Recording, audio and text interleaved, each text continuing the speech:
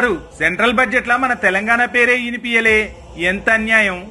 నిజమే కృష్ణ, చాలా అన్యాయమే జరిగింది.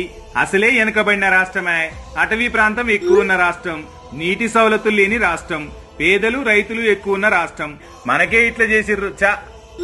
ఒక్క హైదరాబాద్ తప్ప ఏముంది మాస్టరు, అందరూ దీని మీదే పడేడుస్తారు.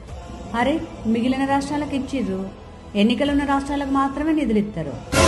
ఇక తెలంగాణ నుంచి 8 మంది ఎంపీలను గెలిపించిన ఉపయోగమే లేకపాయే.